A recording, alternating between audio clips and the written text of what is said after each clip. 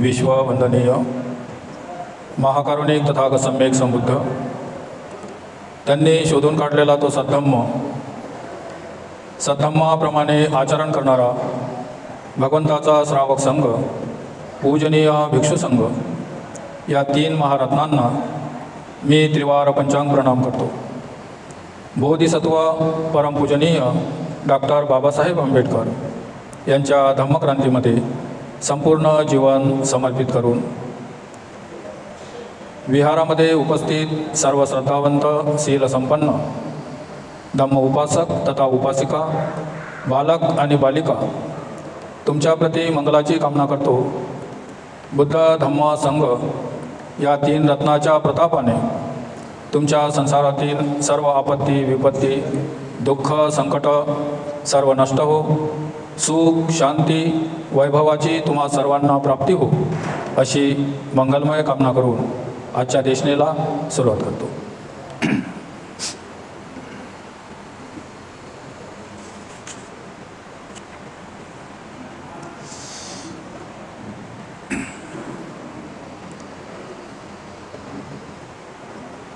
द्वितीय खंडाला आपण सुरुवात करत आहोत। त्याचा पहिला भाग आहे भगवान बुद्ध आणि त्यांचा विषाद योग। धर्म उपदेश करावा की करू नये? कारण जेव्हा त्यांना बुद्धत्वाची प्राप्ती झाली त्यावेळेस या जम्बूद्वीपामध्ये धर्माच्या नावावर फार मोठा गोंधळ चालू झालेला होता। एका बाजूला ब्राह्मणी तत्त्वज्ञान म्हणजे वेद होते, वेदांग होते, उपनिषदे होते, ब्राह्मणे नावाचे सारखे ग्रंथ होते जे ईश्वराने आत्म्याला मानणारे होते। तर दुसऱ्या बाजूला निरनिराळे 62 असे पंथ होते की ते ईश्वराला आणि आत्म्याला मानत नव्हते। त्याच्यापैकी 6 पंथाचं आपण उदाहरण याच्या अगोदर ऐकलं। अकुत कात्यायन, मख्खली गोसाल, अजित केशकंबल, संजय वैठलीपुत्त आणि निघट्टनाथ महावीर। त्यामुळे कोणाचं सत्य मानाचं कोणाचं असत्य मानाचं हा प्रश्न त्यावेळेस तथागतांच्या लक्षात आला। आणि मला जो धर्म प्राप्त झाला हा धर्म या सर्वांपेक्षा वेगळा आहे, सर्वांपेक्षा वेगळा आहे। ब्राह्मणी तत्त्वज्ञान ईश्वराने आत्म्याला मानणारं होतं, पण हे जे 62 पंथ होते त्यामधले काही लोक ईश्वराला मानणारे होते, काही लोक केवळ आत्म्याला मानणारे होते, काही लोक दोघालाही मानणारे नव्हते। परंतु त्यांचा दैववादच होता। कोणीतरी शक्ती आहे, हे शक्ती या सृष्टीची चालना करते, या सृष्टीला सांभाळणारी कोणीतरी शक्ती आहे असं काही लोकांचं त्या ऋषीमुनींचं मत होतं। आणि त्यामुळे सगळा मनुष्य प्राणी हा समाज सगळा विखुरला गेला होता। आणि मला जो धर्म प्राप्त झाला, माझ्या धर्मामध्ये ईश्वराला स्थान नाही, आत्म्याला स्थान नाही। मी जर लोकांमध्ये जाऊन सांगेल की बाबा ईश्वर नाही, आत्मा नाही, तर ईश्वराला मानणारे आत्म्याला मानणारे लोक माझ्या गोष्टीवर विश्वास ठेवतील? ईश्वराने आत्म्याभोवती पूजेला, कर्मकांडाला, यज्ञाला, होमाला मानणारे लोक मनुष्य प्राणी, मी जर सांगितलं की यज्ञ नाही, होम नाही, उपास नाही ना तापास नाही, तर हा मनुष्य प्राणी त्या गोष्टीला मानतील? कबूल करणे किती कठीण आहे। मला जो धर्म प्राप्त झाला, जे बुद्धिमान लोक आहेत म्हणजे शिकले सवरले जे लोक आहेत त्यांनाही हे समजणार नाही, एवढा कठीण धर्ममार्ग मला प्राप्त झाला। मग साधारण लोकांची काय पिछा? जेव्हा त्यांनी आपल्या धम्माचा आराखडा तयार केला, रूपरेषा तयार केली, तेव्हा त्यांच्या मनामध्ये हा एक प्रश्न निर्माण झाला की मी जर लोकांना धर्म सांगितला आणि तो लोकांना नाही आवडला, नाही पटला, किंवा ऐकूनही त्यांनी त्याला जर समजून घेतलं नाही, किंवा समजूनही त्यांनी त्याप्रमाणे आचरणच जर केलं नाही, तर मलाही त्रास होईल आणि त्या लोकांनाही त्रास होईल। त्यापेक्षा मला जो धर्म प्राप्त झाला त्या धर्माचा मी एकट्यानेच उपयोग करून पवित्र असं जीवन मी एकट्यानेच जगावं, असाही एक विचार तथागत सम्यक संबुद्धाच्या मनामध्ये निर्माण झाला होता। ते स्वतःशीच म्हणाले की नव्या तत्त्वज्ञानाचा मला लाभ झाला, ही गोष्ट खरी आहे. परंतु सामान्य माणसाला ते तत्त्व मान्य करणे आणि त्याचं अनुकरण करणे हे किती कठीण आहे. बुद्धिवान लोकांना देखील ते सहजासहजी कळणार नाही. तर मग साधारण लोकांमध्ये जाऊन मी धर्म सांगेल तर मग त्यांची काय अवस्था असेल. ईश्वर आणि आत्मा याच्या गुंतागुंतीतून स्वतःची सुटका करून घेणे मानवाला फार कठीण आहे. कारण त्यावेळचे सर्व मनुष्य प्राणी ईश्वराला आणि आत्म्याला मानणारे होते. कारण त्यांचा त्या धर्मग्रंथावर आणि त्या ऋषीमुनीवर फार मोठा विश्वास होता. आणि मी जेव्हा त्याला सांगेन का ईश्वर नाही ना आत्मा नाही, तर मात्र ते माझ्या गोष्टीला सहजासहजी स्वीकार करणार नाही. त्यांच्या श्रद्धेचा त्याग करणे माणसाला कठीण आहे. पूजा नाही, पाठ नाही, उपास नाही, तापास नाही असं जर मी सांगितलं तर ज्या लोकांची त्या पूजा पाठावर उपास तापासावर श्रद्धा आहे त्यांना माझ्या गोष्टी मानणे फार कठीण होईल. आत्मा अमर आहे, आत्मा अमर आहे असे मानणारे लोक, मी जर सांगितलं की या शरीरामध्ये आत्मा नावाचं कोणी सत्वच नाही तर माझ्या गोष्टीवर कोण विश्वास ठेवेल. मनुष्य जात हे स्वार्थरत आहे. मनुष्य ही जी जात आहे ही स्वार्थरत आहे आणि त्या स्वार्थामध्येच आनंद मानत आहे. स्वार्थामध्येच आनंद मानत आहे. मनुष्य लोभामध्ये पडलेला आहे, द्वेषामध्ये अटकलेला आहे, मोहमूर्तेमध्ये फसलेला आहे. आणि मी जर त्यांना सांगेल की लोभ सोडा, द्वेष सोडा, मोह सोडा, कारण हे दुःखाचे कारण आहे, तर ते लोक कसं त्या गोष्टीला स्वीकार करतील. कारण मनुष्य जात ही स्वार्थारत आहे आणि त्या स्वार्थालाच ते आनंद मानत आहे. जर मी माझ्या सिद्धांताची शिकवण दिली आणि इतरांना ती समजली नाही किंवा समजल्यानंतरही त्यांना ती मान्य केली नाही किंवा मान्य करू नये त्याप्रमाणे त्यांनी अनुकरण केलं नाही, आचरण केलं नाही, तर ते त्यांनाही त्रास होईल आणि मलाही त्रास होईल. जगापासून दूर असा संन्यासी राहून जर मी या तत्त्वज्ञानाचा उपयोग स्वतःला पूर्ण अवस्था प्राप्त करून घेण्यासाठी का करू नये. म्हणजे भगवान बुद्धाचं चित्त भगवान बुद्ध अक्रियेकडे, निष्क्रियतेकडे झुकलं होतं. कारण त्यावेळीची अवस्थाच तशी होती, लोकांची दैनाच तशी होती. भगवान बुद्धाच्या मनात काय चालले आहे हे जाणून सहब्रह्मपती विचार करू लागला. का भगवान बुद्धाला, सिद्धार्थाला जेव्हा बुद्धत्वाची प्राप्ती झाली होती तेव्हा सगळ्या देवलोकांनी आनंद व्यक्त केला होता. का? कारण हा जो मनुष्य प्राणी आहे, ही लोकातील लोक आहेत, हे जे पृथ्वीवर जगणारा जो मनुष्य प्राणी आहे हे अधर्मालाच धर्म मानून आपलं जीवन जगत आहेत, यज्ञ करत आहेत, होम करत आहेत, पशुपक्षींची बळी देत आहेत, अन्याय वाढलेला आहे, अत्याचार वाढलेला आहे. त्यामुळे देव लोक फार चिंतेमध्ये होते की या मनुष्य प्राण्याला कोण धर्म सांगेल.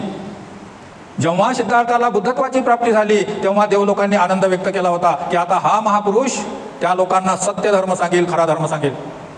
पण जेव्हा बुद्धाच्याच मनामध्ये हा विचार आला की मी यांना उपदेश करून हे माझं ऐकतील नाही, मी स्वतः एकट्यासाठी त्याचा वापर करावा, तेव्हा सहब्रह्मपती आपल्या मनामध्ये विचार करत आहे की खरोखर हे जग नष्ट होत आहे. जर भगवान बुद्ध लोकांना जर धर्म सांगत नसतील तर हे संपूर्ण जग नष्ट झाल्याशिवाय राहणार नाही. तथागत बुद्ध जर निष्क्रियतेकडे झुकतील आणि आपल्या धम्माची शिकवण इतरांना देणार नसतील तर खरोखर या जगावर फार मोठा विनाश, फार मोठी आपत्ती विपत्ती आल्याशिवाय राहणार नाही. म्हणून चिंताग्रस्त असा ब्रह्मसहपती ब्रह्मलोक सोडून आला आणि बुद्धाच्या पुढे उभा राहिला. आपले उत्तरणीय वस्त्र डाव्या खांद्यावर ठेवून बुद्धाला त्याने 3दा वंदन केलं, बुद्धाची प्रदक्षिणा घातली आणि हात जोडून तो तथागत सम्यक संबुद्धाला म्हणाले की आपण तथागत आहात, आपण काही आता सिद्धार्थ गौतम राहिले नाही, आपण तथागत सम्यक संबुद्ध आहात. आपण जगाताला अंधकारातून मुक्त करण्याचे कसे काय नाकारू शकता. मोठ्या कष्टाने, मोठ्या प्रयत्नाने तुम्हाला हा सद्धर्म प्राप्त झाला आणि हा सद्धर्म प्राप्त झाल्यानंतर जर तुम्ही या मनुष्य प्राण्यांना जर तुमचा धर्म सांगत नसाल तर तुम्ही स्वतःवरून या लोकांना अंधाराकडे लोटत आहे. तुम्ही काही आता सिद्धार्थ गौतम नाही, तुम्ही आता सम्यक संबुद्ध झाले आहे. सन्मार्गापासून चुकत असलेल्या मानव जातीचे रक्षण करण्याच्या कार्यापासून आपण कसे काय स्वतःला दूर ठेवू शकता. आपला सद्धम्म ऐकवायस न मिळाल्यामुळे या जगात वावरणाऱ्या अशुद्ध मनाच्या माणसाचा अंधपात होत आहे. कारण या लोकांना सद्धम्म माहीत नाही. हे लोक अधर्माला धर्म म्हणत आहेत. म्हणून हे जे जगाची जी परिस्थिती आहे हे सगळी अंधकाराच्या दिशेने जात आहे, अंधकाराच्या दिशेने जात आहे. तेव्हा ब्रह्मसहपती पुढे म्हणाला की भगवान आपण जाणतच आहे, कारण आपल्याला माहीत आहे प्राचीन काळापासून मगधवासियामध्ये एक अशुद्ध धर्म प्रचलित आहे आणि त्या अशुद्ध धर्मालाच ते लोक धर्म म्हणत आहेत. आपल्या अविनाशी धम्माचे द्वार त्यांच्यासाठी खुले करणार नाही काय? तुम्हाला जो धर्म प्राप्त झाला त्या धर्माचे दरवाजे हे अंधकारामध्ये पडलेले जे लोक आहेत यांच्यासाठी भगवान तुम्ही खुले करणार नाही काय? पर्वत शिखरावर उभा राहणारा मनुष्य ज्याप्रमाणे आपल्या सभोवताली खाली उभे असलेल्या सर्व लोकांकडे पाहतो, त्याचप्रमाणे प्रज्ञेच्या शिखरावर चढून त्या सर्वोच्च स्थानावर उभे राहणाऱ्या हे दुःखमुक्त भगवान दुःखाच्या सागरात बुडालेल्या त्या लोकांकडे पहा, त्या लोकांकडे पहा. जन्म मरणाच्या ऋणातून मुक्त झालेल्या हे विजयवीरा उठा, जगाकडे जा, त्यांच्याकडे पाठ फिरू नका, त्यांच्यावर अन्याय करू नका. भगवान देव आणि मानव यांच्यावरील करुणा बुद्धीने त्यांना आपल्या सद्धम्माची शिकवण देण्याचा निश्चय करो. सद्धम्माचे देव आणि माणसावर करुणा करून तथागत सम्यक संबुद्ध त्यांना धर्म सांगण्याचा निश्चय करो. इथपर्यंत आपल्या ग्रंथामध्ये नमूद केलेलं असते. जेव्हा हा सहब्रह्मपती तथागतांना भेटतो तेव्हा तो तथागतांना सांगतो की हे तथागता, तुम्ही आता काही सिद्धार्थ गौतम राहिलेले नाही, तुम्ही आता सम्यक संबुद्ध झालेले आहे. तुमचा हा सद्धर्म तुम्ही लोकांना सांगा. भलाई तुम्हाला हजारो लोक सापडणार नाही, कारण लोक अज्ञानामध्ये अंधकारामध्ये डुबलेले आहेत. हजारो लोक सापडणार नाही, पण भगवान तुम्हाला 5 लोक सापडतील, 10 लोक सापडतील. सुरुवातीला जरी ते 5 लोक किंवा 10 लोक जर सापडले तर त्या 10चे 50 होऊ शकतात, 50चे 1000 होऊ शकतात, 1000चे 2000 होऊ शकतात. माझा धर्म लोक ऐकणार नाही म्हणून तुम्ही त्यांच्याकडे पाठ फिरू नका. 5 जरी तुमचे धर्म ऐकणारे या सृष्टीवर भेटत असतील तर त्यांच्यापासूनच सुरुवात करा, त्यांच्यापासूनच सुरुवात करा. भगवान तुम्हाला माहिती आहे या निसर्गाची स्थिती. सुपीक जमीन कमी आहे, सुपीक जमीन या पृथ्वीवरती कमी आहे, वाळवंट जास्त आहे, मोठमोठे जंगल आणि पहाड जास्त आहेत, नाल्या खोल्याच्या जमिना जास्त आहेत, म्हणजे बंजर जमीन जास्त आहे, सुपीक जमीन कमी आहे. पण या निसर्गानं जर म्हटलं का बंजर जमीन जास्त आहे, सुपीक जमीन कमी आहे, मी बरसातचं पाणी पडू देत नाही किंवा पाडत नाही, थोड्याशा सुपीक जमिनीसाठी मी कशाला एवढी मोठी बरसात करू किंवा पाणी पाडू? जर त्या निसर्गानं असं जर म्हटलं का मी पाणी पाळणार नाही तर भगवान मग त्या सुपीक जमिनीवर जगणारे जे जीवजंतू आहेत, मनुष्य प्राणी आहे, मग हे तर अधोगतीकडे जातील, यांचा तर मृत्यू ओढवेल. म्हणून तो निसर्ग सुपीक जमीन जरी थोडीशी कसली तरी त्या वरतून आपल्या पावसाचं पाणी या जमिनीवर पाडते. आणि पावसाचं पाणी सतत पडल्यामुळे, त्याच्यावर हिवाळ्यामध्ये थंडी पडल्यामुळे, उन्हाळ्यामध्ये उष्णता पडल्यामुळे, पावसाळ्यामध्ये पाणी पडल्यामुळे धीरे धीरे का होईना हे जे बंजर जमीन आहे हे पुढे चालून सुपीक बनेल. हे जे बंजर जमीन आहे हे सुपीक बनणार आहे. त्याच्यावर नेहमी पाऊस पडत गेला, थंडी पडत गेली, ऊन पडत गेली तर पुढे चालून एक ना एक दिवस ते बंजर जमीन सुपीक जमीन बनून जाईल. पण निसर्गानं म्हटलं मी पाऊसच पाडत नाही तर हे जे सुपीक जमीन आहे हे सुद्धा बंजर होऊन जाईल. त्याप्रमाणे हा मनुष्य प्राणी आहे. अधर्माला मानणारे इथं अनेक लोक आहेत, परंतु यामध्ये भगवान खऱ्या धर्माला जाणणारे, या धर्मापासून व्याकुल झालेले, या अधर्मापासून विचलित झालेले असे अनेक मनुष्य प्राणी आहेत. तुम्ही त्यांच्याकडे पाठ फिरू नका. आज तुम्हाला कमी लोक भेटतील, उद्या 1चे 21 आणि 5चे 25 असं म्हणून हा तुमचा सद्धम्म सगळ्या जगामध्ये पसरल्याशिवाय राहणार नाही. आणि ह्या गोष्टी तथागता आपण जाणता, कारण आपण लोकविदू आहे. लोकविदू म्हणजे लोकांचे भविष्य जाणणारे. 3 प्रकारचे लोक सांगतात. ज्या ठिकाणी आपण राहतो त्याला इहलोक म्हणतात, ज्या ठिकाणी देवलोक राहतात त्यांना स्वर्गलोक म्हणतात, आणि ज्या ठिकाणी पापी लोक राहतात, मार राहतात त्यांना नरकलोक म्हणतात. आणि आपण तिन्ही लोकांचे जाणकार आहे. कोणता प्राणी कोण्या योनीतून या मनुष्य लोकामध्ये जन्म घेतला आणि मनुष्य लोकामधून मृत्यू पावल्यानंतर तो व्यक्ती कोण्या लोकामध्ये गेला, देव लोकामध्ये गेला की नरक लोकामध्ये गेला, हे तथागत आपण सर्व जाणता, कारण आपण लोकविदू आहे. म्हणून या सृष्टीवर तुम्हाला अधर्म पसरल्यासारखा जर दिसत असेल तो त्यासाठी दिसत आहे की तुमचा सद्धम्म सांगणारा या जगामध्ये कोणी नव्हता. म्हणून सुरुवात करण्याला आवश्यक आहे. जेव्हा त्या सहब्रह्मपतीची ती याचना, ती विनंती तथागत सम्यक संबुद्धांनी ऐकली, तेव्हा भगवान बुद्धाने त्या सहब्रह्मपतीला उत्तर दिलं की हे थोर मानव श्रेष्ठ ब्रह्मा. काय म्हणतात तथागत? हे श्रेष्ठ, हे थोर मानव श्रेष्ठ ब्रह्मा. ब्रह्म म्हणजे मनुष्य लोकामधला सर्वश्रेष्ठ पुरुष, त्याला ब्रह्मा म्हणतात. आणि या ब्रह्मा नावाचा थोडासा गोंधळी आहे, हे आपल्याला लक्षात घ्यायचं असते. कारण अनेक प्रवचनकार त्या गोष्टीतून ब्रह्मदेवाचा विषय आला, अनेक लोकांनी हे प्रकरण आपल्या आपल्या ग्रंथातून काढून टाकलेले आहे.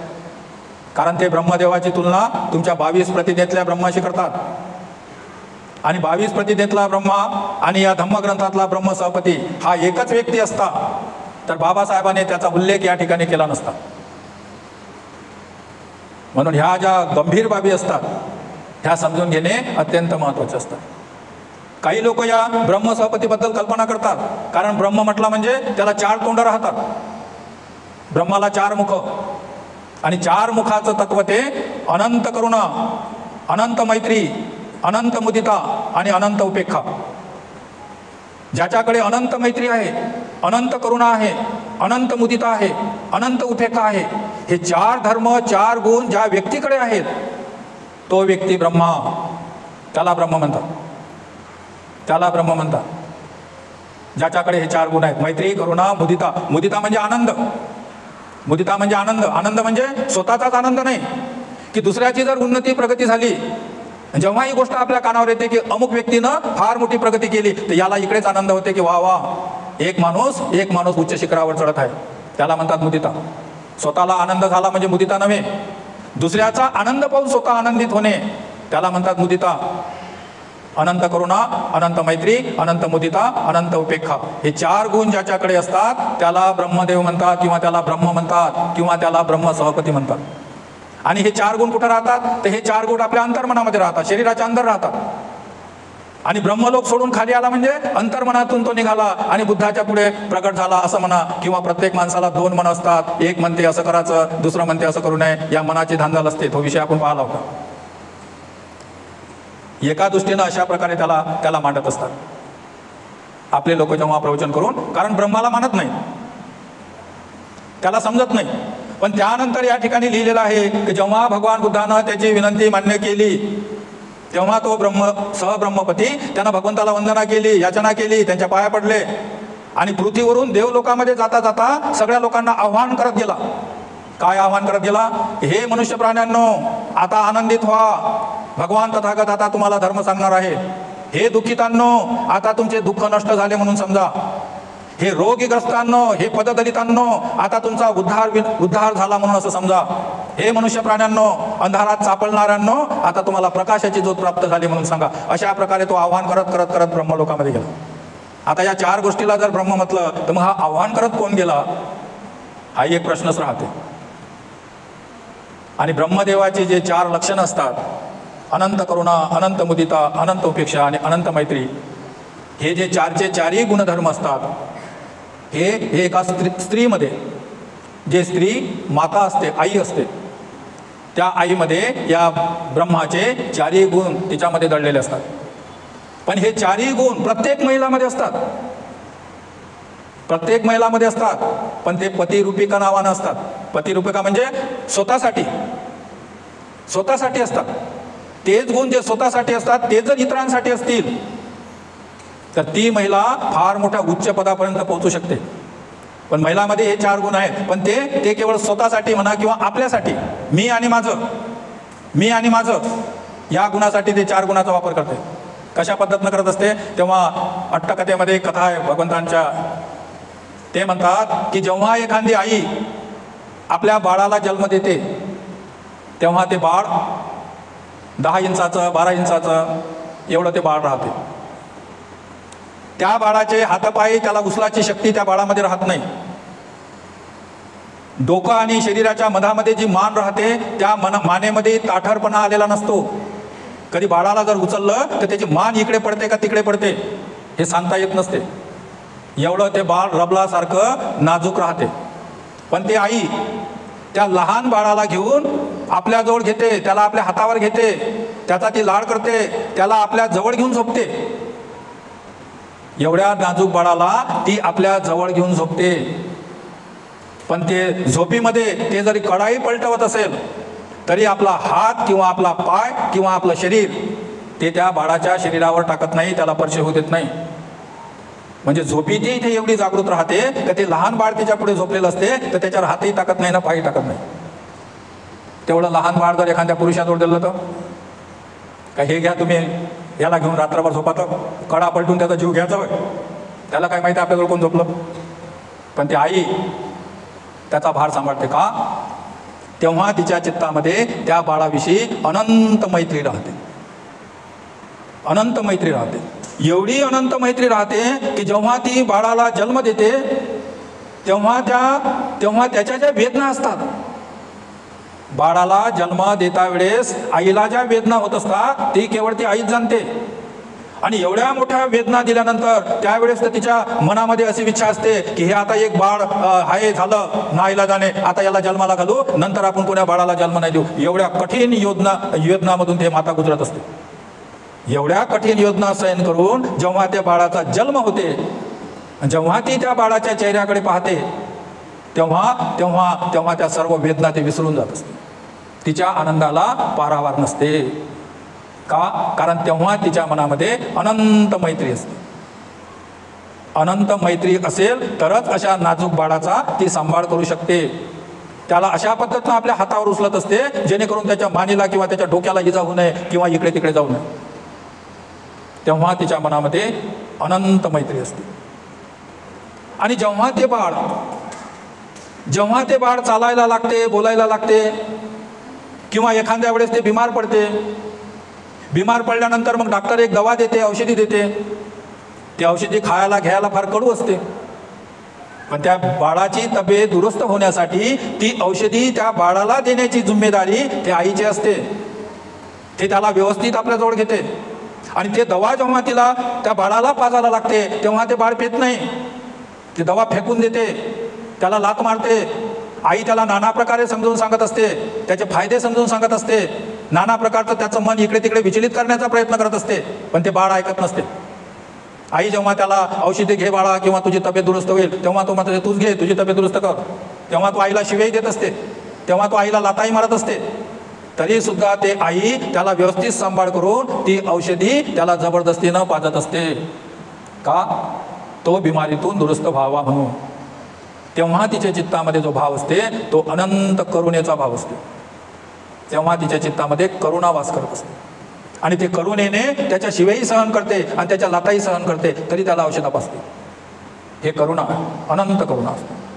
छोटा असते तेव्हा मैत्रीभाव राहते, जेव्हा तो बिमार पडते, जेव्हा औषधी पाजते तेव्हा तिच्या मनामध्ये करुणा भाव राहतो. आणि जेव्हा ते बाळ मग शाळेमध्ये जाते, विद्याग्रहण करणं शिकते आणि दुसऱ्या वर्गात, चौथ्या वर्गात जेव्हा तो पहिल्या नंबरामध्ये पास होते किंवा चांगलं मार्क घेऊन पास होते, जेव्हा ते मार्क लिस्ट घेऊन तो आपल्या घरी येते आणि जेव्हा ते आईला दाखवते तेव्हा आई त्या बाळापेक्षाही ते आनंदित होत असते. बाळापेक्षाही आनंदित होत असते, आनंदित होत असते. ते बाळाला जवळ करत असते, ते त्याच्यामध्ये गाणे म्हणत असते, नाचत असते. एवढी ते आनंदित झाली असते, असं वाटत असते जसं ही आईच कोणती तरी परीक्षा पास झाली. हालाकी तो बाळ पास झालेला असते, त्याचं ते मार्क लिस्ट पाहून इकडे आईच आनंद व्यक्त करत असते. तेव्हा तिच्या मनामध्ये मुदिता नावाचा धर्म असते. दुसऱ्याला झालेल्या आनंदामध्ये ते आपली आनंदित होत असते. हा तिसरा गुणधर्म असते, तो आईच्या ठाई असते. आणि जेव्हा ते बाळ मोठं होते, मोठं झाल्यावर त्याला त्याचं लग्न होते. लग्न झाल्यानंतर त्या घरामध्ये सून येते आणि ते सून मग 4 दिवस 8 दिवस राहते. मग त्या घरामध्ये सासू सासऱ्यामध्ये, सासू सुनेमध्ये कलह निर्माण होते. आणि मग तो पोरगा म्हणते आईला, आई हे नेहमीचे कटकट भांडणं, त्याच्यापेक्षा मी तिकडे बाजूनं घर घेऊन अलग राहतो. नेहमीच्या कटकटापासून वाचासाठी मी एक तिकडे प्लॉट घेतो, तिकडे घर बांधतो, आम्ही तिकडे राहतो, तुम्ही इकडे राहा, आम्ही तिकडे राहतो. आई वडिलांची इच्छा असते की मुलगा सून माझ्यामध्ये राहिला पाहिजे, पण त्याची इच्छा असते की आम्ही तिकडे गेलो. आई वडिलांना वाटते स्वतंत्र कुटुंब, संयुक्त कुटुंब, सर्व परिवार एका जागी राहायला पाहिजे, पण त्यांची इच्छा असते का आम्ही पती पत्नी, आमचं घर दार, एक बंगला बनेगा न्यारा, अलग संसार मांडू, मग आपण दोघं राहू. हे मायबापाचा अडथळा मग त्यांना कबूल नसते. आणि तेव्हा मग तो त्यांची इच्छा असो का नसो, आपला परिवार पत्नीला घेऊन तो अलग जाते, अलग मकान घेऊन राहते. एवढा मोठे मी कष्ट केले, एवढं मोठं त्याला हे केलं, एवढं मोठं लायनाचं मोठं केलं, अमुक तमुक केलं, ह्या गोष्टी तिच्या मनामध्ये राहतात. पण तिच्या मनामध्ये द्वेष निर्माण होत नाही की तू आम्हाला सोडून जातं का, जाय, तुझं असं हो की तुझं तसं हो, असं ते आई म्हणत नाही. ते काय म्हणते, जाय, तुला जायचं आहे तू जाय, आणि तिकडे जाऊन बाबा सुखानं नांदा, सुखानं नांदा म्हणते. पण त्याला श्राप देत नाही. तेव्हा जी अवस्था असते त्या अवस्थेला म्हणतात उपेक्षा. त्याला म्हणतात उपेक्षा ब्रह्मविहार. उपेक्षा म्हणजे समता. उपेक्षाला आपल्या भाषेमध्ये समता राहते. म्हणजे मी त्याचा कल्याण करत आहे, मी त्याच्यावर उपकार करत आहे, तरी तो माझ्यावर कुरघोडी करत आहे, माझी निंदा करत आहे. एवढं करूनही तो रागावत नाही, त्याला क्षमा करते, जाय बाबा तुला काय करायचं ते कर. त्याला म्हणतात उपेक्षा. उपेक्षा म्हणजे समता म्हणजे नियंत्रण. सुखामध्ये आनंदित होऊन नाचत नाही, आणि दुःख आलं तरी व्याकुळ होऊन घाबरत नाही. सुखाचाही सामना करते, तसा दुःखाचाही सामना करते. त्याला म्हणतात उपेक्षा. हे 4 धर्म, अनंत मैत्री, अनंत करुणा, अनंत मुदिता आणि अनंत उपेक्षा, हे सगळे 4ही गुण त्या आईमध्ये असतात. पण तिचे ते गुण आपल्यासाठी, आपल्या पुत्रासाठी, आपल्या परिवारासाठी असतात. म्हणजे ते वैयक्तिक असतात, म्हणून ती श्रेष्ठ पदाला पोहोचत नाही. पण हा जो पुरुष असते, ज्या धर्मामध्ये आपण ज्याची गोष्ट करत आहे, तो केवळ स्वतःसाठी नसते, तो दुसऱ्यासाठी मैत्री करून अनंत मैत्री करत राहते. प्राणी, मनुष्यावरच नाही, प्राणी मात्रावरही मैत्री करत राहते, किड्या मुंग्यावरही मैत्री करत राहते. कारण आपल्या या ग्रंथामध्ये ज्या 4 प्रतिज्ञा आहेत, आपण रोज ज्या प्रतिज्ञा घेतो, जीवसृष्टी आहे असीम, ती भवसागर पार नेण्याची. या सृष्टीवर जेवढी काही जीवजंतू जीवाणू असतील, त्या सगळ्यांना हे जीवनपथ चालवण्यासाठी मी त्यांना काय मदत करू शकतो, हे करण्यासाठी जो भाव असते त्याला म्हणतात मैत्रीचा भाव. आणि जे गरीब आहेत, कमजोर आहेत, त्यांनाही जीवन जगता आलं पाहिजे, म्हणून त्यांच्यासाठी जो करुणा करतो, दान देतो, त्यांची सेवा करतो, मदत करतो, त्यांच्याही उद्धाराचं काम करतो, तेव्हा असते करुणेचा भाव. जेव्हा अनेक लोक सद्मार्गावर चालतात, अनेक लोकांचं कल्याण होते, अनेक लोकांचं हित साधल्या जाते, तेव्हा मग याला जो भाव प्राप्त होते त्याला म्हणतात मुदिता, आनंद. दुसऱ्याच्या सुखामध्ये आनंदित होणे, त्याला मुदितेचा भाव म्हणतात. आणि एवढाही खरा धर्म लोकांना सांगून कोणाच्याच बद्दल आपण हेवा दावा करत नाही, लोकांना चांगल्या धर्माची शिकवण देत आहोत, तरी काही लोक आपले विरोधक बनतात, तरी काही लोक आपली निंदा करतात. त्यांच्याविषयी उपेक्षा. जा, तुम्हाला काय करायचं ते करा, माझा मार्ग हा आहे, त्याला म्हणतात उपेक्षा. आई करते ते स्वतःसाठी, म्हणून ते सत्पुरुष किंवा तिला सत्य चारिके म्हणत नाही. पण जेव्हा हा सत्व आपल्यासाठी न करता इतरांसाठी जे हे 4 गुण धारण करतो, त्याला म्हणतात सहब्रह्मपती, त्याला म्हणतात ब्रह्मा. हे आपल्या लोकांना समजण्यासाठी, कारण भगवंतांनी आपला धर्म 3 लोकांसाठी अलग अलग सांगितलेला आहे. एकच धर्म आहे, पण तो अलग पद्धतीनं मांडलेला आहे. जे गृहस्थ आणि गृहिणी आहेत, म्हणजे संसारामध्ये जीवन जगत आहे, महिला आणि पुरुष, त्या अजून उपासक उपासिका नाही, त्या अजून धर्माकडे आल्या नाही, ते अष्टशील उपोषित करत नाही, त्यांना हा धर्म माहीतच नाही, पण त्या संसारामध्ये जीवन जगत आहे. स्त्री आहे का पुरुष आहे, त्यांना म्हणतात गृहस्थ आणि गृहिणी. यांच्यासाठी भगवान अलग प्रकारे धर्म सांगतात. आणि जे मग गृहस्थ आणि गृहिणी हा धर्म ऐकून जेव्हा धर्मामध्ये येतात, धर्माचं पालन करतात, रोजच्या जीवनामध्ये पंचशिलेचं आचरण करतात, उपोषिताच्या दिवशी अष्टशील घेतात, करुणा मैत्री मुदितेने वागतात, धर्माप्रमाणे आचरण स्वतःही करतात आणि इतरांनाही सांगतात, त्यांना म्हणतात उपासक आणि उपासिका. यांच्यासाठी भगवान दुसऱ्या पद्धतीनं धर्म सांगतात.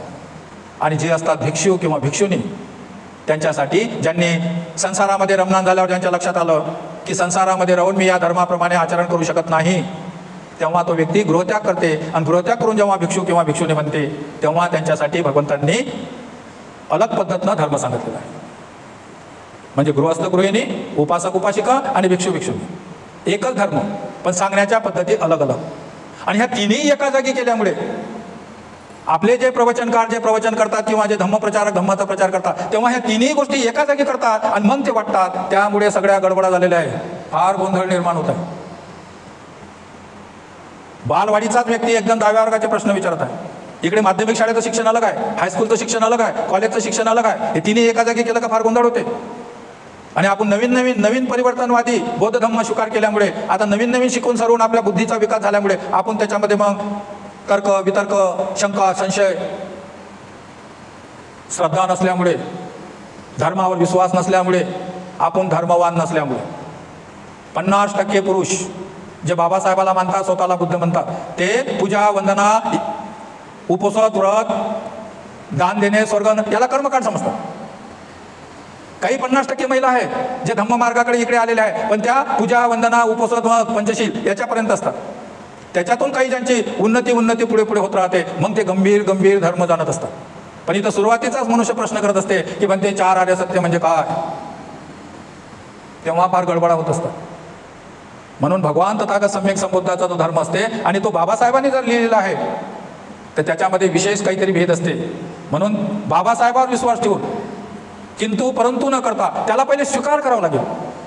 कारण त्याला पहिले स्वीकार करसान, मग त्याचं आचरण करसान, मग स्व अनुभवानं जेव्हा जाणसान तेव्हाच तर त्याला सत्य म्हणसान. स्वतः अनुभव करून नाही राहिलो, केवळ एखाद्या पुस्तकातलं वाचलं आणि त्यालाच खरं म्हणून आपण बहस करत आहोत, तर्कवितर्क करत आहोत, वादविवाद करत आहोत, तर काय होईल, आपलंही जीवन आखाडा बनून जाईल आणि दुसऱ्याचंही जीवन आखाडा बनून जाईल. हे असंच होत आहे. म्हणून ह्या गोष्टी जाणणे जरुरी आहे. सहब्रह्मपतीला समजण्यासाठी धर्माचा गंभीर अभ्यास करणे आवश्यक आहे. साधारण लोकांसाठी सहब्रह्मपती म्हणजे अनंत करुणा, अनंत मुदिता, अनंत उपेक्षा, हे 4 गुण. आणि म्हणून ते आईमध्ये असतात आणि ते स्वार्थात असल्यामुळे ते सुप्त असतात. जेव्हा तेच कार्य दुसऱ्यासाठी करते तेव्हा मग त्याचा विकास होते, वाढ होते, तेव्हा त्याची पारमिता बनते. पारमिता बनते म्हणजे ते पुण्यकर्म आपल्या खात्यावर जमा होते. तसं नाही होत. दान दिल्यानं पुण्यकर्म होते, पण ते सत्पात्री दान घडत नाही, म्हणजे आपल्या खात्यावर जमा होत नाही. पुण्यकर्म जे आपण करतो ते आपल्या खात्यावर जमा झालं पाहिजे. म्हणजे आपल्या सुखदुःखामध्ये जेव्हा आपत्ती विपत्तीच्या काळामध्ये तेव्हा ते आपल्याला खर्च करता येईल. फिक्स डिपॉझिट ज्याला म्हणतात. नाहीतर रोजच्या जीवनामध्ये कमावताय, संध्याकाळी आणून खाताय, दुसऱ्या दिवशी पाहिलं तर खाली. म्हणून हे दानाची परिमिता, त्याची परिरेषा, परिसीमा हे जशी जशी उंच उंच उंच उंच असते, तो जसा जसा धर्म जाणते, जशी जशी श्रद्धा जाणते, तसा तसा तो वर वर वर वर निघून जात असते. म्हणून ह्या गोष्टी समजून घेणे अत्यंत आवश्यक असते. अशा प्रकारे भगवान बुद्धांनी उत्तर दिले की हे मानव श्रेष्ठ ब्रह्मा, मी धम्माचा सार्वजनिक उपदेश केला नाही, याचे कारण मला असं वाटलं की ते माझ्यासाठी त्रासदायक होईल. आणि मग बुद्ध विचार करून राहिले की एवढं मोठं कष्टानं मी गृहत्याग केला, परिवार सोडलं, एवढा मोठं सगळं संपत्तीला सोडून दिलं, कारण जगामध्ये कलय आहे त्याला नष्ट करण्यासाठी, तो मार्ग शोधण्यासाठी. आता मला तो सापडला, तर वैयक्तिक स्वार्थासाठी संन्यासी होण्याचा उपयोग करणे हे काही चांगलं नाही. म्हणून आपण लोकांमध्ये गेलो पाहिजे. भलाही पहिले 5 सापडतील, नंतर त्याचे 5चे 50 होतील, असं वाढत राहील. पण या आपल्या धर्माचा उद्देश, जरी कोणताही धर्म प्रचलित असला जगामध्ये, तरी आपला सत्य धर्म लोकांना सांगितलाच पाहिजे. 10 नाही तर 2 तरी ते ऐकतील, पण आपण आपला प्रयत्न करतच राहिला पाहिजे. हे तथागतांनी सहब्रह्माची विनंती मान्य केली आणि मग आपल्या धर्माचा उद्देश लोकांना सांगण्याचा कबूल केला. सहब्रह्मपतीला सांगितलं, हे मानव श्रेष्ठ, ठीक आहे, मी जगाकडे पाठ फिरवत नाही, आता मी माझा धम्म या लोकांना सांगेन. असं भगवंतांनी म्हटल्याबरोबर सहब्रह्मपती फार आनंदित झाला. आणि आनंदित होऊन जेव्हा तो पृथ्वीवरून स्वर्ग लोकाकडे, आपल्या लोकाकडे निघाला, तेव्हा लोकांना आव्हान करत करत करत निघाला. त्यामध्ये बाबासाहेब लिहितात, परत जाताना तो जगाला घोषित करीत होता की ही शुभ वार्ता ऐकून तुम्ही आनंदित व्हा. जगातील सर्व दुःखाचे आणि पापाचे मूळ तथागत बुद्धाने शोधून काढलेले आहेत आणि तो सद्धर्म तथागत सम्यक संबुद्ध आता तुम्हा लोकांना सांगणार आहे. म्हणून दुःखी आणि कष्टी जीवांना भगवान बुद्ध स्वास्थ्य देतील, युद्ध पडितांना ते शांती देतील, ज्याचे हृदय विदीर्ण झाले आहे, ज्याचा धीर खचला आहे, त्यांना तथागत धीर देतील. जे पददलित आहेत, अनेक जुलमामध्ये भरकळलेले आहेत, शूद्र अतिशूद्र जीवन जगत आहेत आणि जे जुलमाखाली चिरडले गेले आहेत, त्यांच्यात ते आशा आणि नवचैतन्य निर्माण करतील. हे जगातील दुःखग्रस्तांनो, जीवन जगणाऱ्यासाठी झडपणाऱ्यांनो, न्यायासाठी तळमळणाऱ्यांनो, जखमी झालेल्यांनो, आता आपल्या जखमा बऱ्या झाल्या म्हणून समजा, भुकेल्यांनो आता पोटभर खा, थकलेल्यांनो आता विश्रांती मिळालीच म्हणून सांगा समजा. भगवान बुद्धाचा सिद्धांत अशी प्रकट प्रेरणा आहे की जो परितत्व अथवा अनाथ आहेत त्यांना आपल्या करण्याची इच्छा होते. जे अनाथ आहेत, जे निराधार आहेत, त्यांना आपला आधार सापडला म्हणून समजा. आणि जे परिदलित आहेत त्यांच्या मुक्तीचा मार्ग त्यांच्यापर्यंत येईल, आल्याशिवाय राहणार नाही. धन्य आहेत भगवान बुद्ध की ज्यांचा मार्ग बुद्धिवादी मार्ग आहे आणि तो धार्मिक भोड सकटापासून मुक्त आहे, अंधश्रद्धा अजिबात नाही, की जे मध्यम मार्गाचा उपदेश करतात. धन्य आहेत भगवान बुद्ध की जे सद्धम्म शिकवतात. धन्य आहेत भगवान बुद्ध की जे शांती देणाऱ्या निब्बाणाची शिकवण देतात. धन्य आहेत भगवान बुद्ध की जे मैत्री, करुणा आणि मातृभावाचे शिक्षण देतात. मैत्री कशी विकसित होईल याचे शिक्षण देतात. म्हणून हे दुःखी कष्टी जनांनो, आता तुमचे दुःख संपले म्हणून समजा, कारण तथागत सम्यक समृद्ध आता तुम्हाला धम्ममार्ग सांगणार आहे. असा आव्हान करत करत करत तो सहब्रह्म पृथ्वी लोकावरून ब्रह्मलोकामध्ये गेला. म्हणजे आता करुणा, मुदिता, मैत्री याला जरी ब्रह्मलोक म्हटलं तर मग हा कोण गडी आहे जो पृथ्वीवरून एवढे आव्हान करत गेला? ते काही कोण्या पुस्तकात लिहिलेलं नाही, तर या धम्मग्रंथामध्ये लिहिलेलं आहे. याचे लेखक बाबासाहेब आहेत. म्हणून याच्यावर फार चिंतन करून, फार विचार करून आपल्याला बोलण्याची आवश्यकता असते. कारण लोकांमध्ये श्रद्धा निर्माण करणे फार कठीण अवस्था आहे. आणि भिक्षू संघ आपापल्या परीनं ज्याची जेवढी अभ्यास आहे किंवा ज्याच्यामध्ये जेवढी कुवत पॉवर आहे त्या पद्धतीने तो उपासकामध्ये श्रद्धा निर्माण करण्याचा प्रयत्न करत असते. श्रद्धा निर्माण करणे हे पुण्यकर्म आहे. पण एखादा व्यक्ती 1-2 पुस्तकं वाचून जर त्यांची श्रद्धा नष्ट करत असेल, असा कसा ब्रह्मदेव, तो कोणता ब्रह्मलोकातून आला, 22 प्रतिज्ञेमध्ये तर बाबासाहेबांनी त्याला नाकारलं, मग इकडे या ठिकाणी कोणाला हे कोण्या तरी ब्राह्मणांना याच्यात घुसडून दिलं, असं म्हटल्यामुळे ज्याच्या मनात नवीन श्रद्धेचा अंकुर फुटलेला आहे तो जळल्याशिवाय राहणार नाही, त्याची वाढ होणार नाही. म्हणून जे विद्वान लोक आहेत, धम्मप्रचारक म्हणून कार्य करत आहेत, त्यांना एक संदेश आहे की आपण त्याचा पहिले सखोल अभ्यास करा, जेणेकरून लोकांच्या मनामध्ये श्रद्धा निर्माण करू शकले नाही तरी काही हरकत नाही. पण ज्यांच्या मनात श्रद्धा निर्माण झाली ते श्रद्धेपासून दूर होता कामा नये. कारण श्रद्धा निर्माण करणे हे पुण्यकर्म आहे आणि निर्माण झालेली श्रद्धा नष्ट करणे हे अकुशल कर्म आहे, हे पाप कर्म आहे. म्हणून या गोष्टीचा आपण अशा पद्धतीने विचार करायचा. आणि सहब्रह्माची विनंती बुद्धाने मान्य केली. आणि नंतर त्यांनी आपल्या कशा पद्धतीचं काय काय करायचं, कोणाला भिक्षू बोलायचं, कोणाला उपासक बोलवायचं, कशा पद्धतीनं आपल्या धम्माची आखणी केली.